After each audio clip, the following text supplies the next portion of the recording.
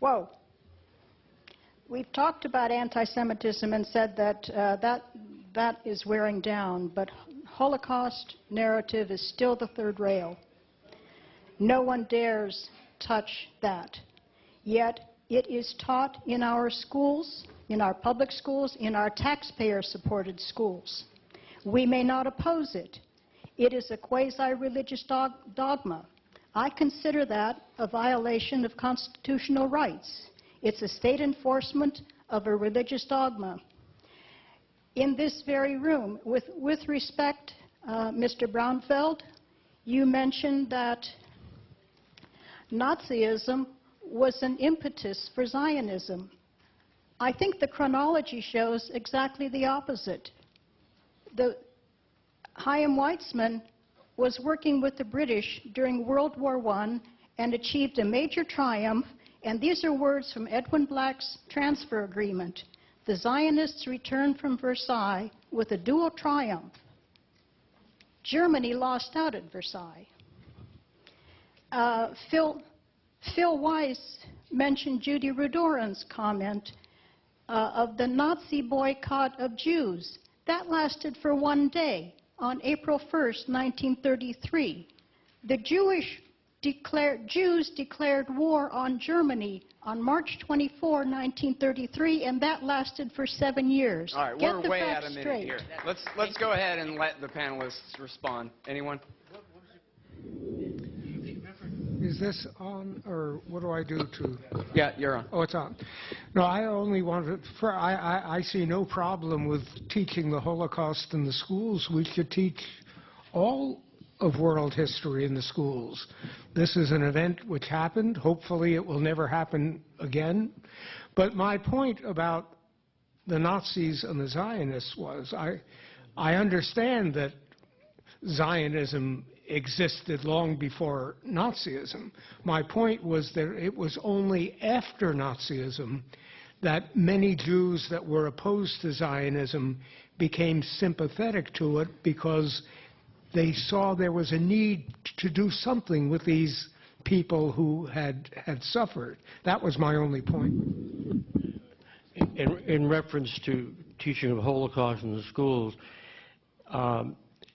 this is a situation in which much more time is spent teaching about the Holocaust that happened in Europe than what the genocide against the Native Americans in this country. I happen to have been a school teacher, and I substitute still in the schools.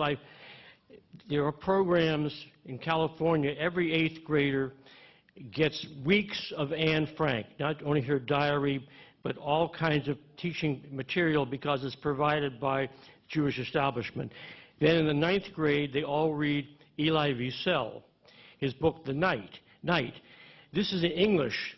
And then in history, it's even more. And yet, in the California curriculum, teachers are obliged to teach more about the Holocaust and a particular line than they are about the genocide of Native Americans. In the area where I lived, it took place in California.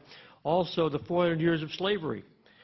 And, you know, there are arguments when I went to college at UCLA that defended slavery, that said only some slave masters were bad, but by and large, slaves were treated well.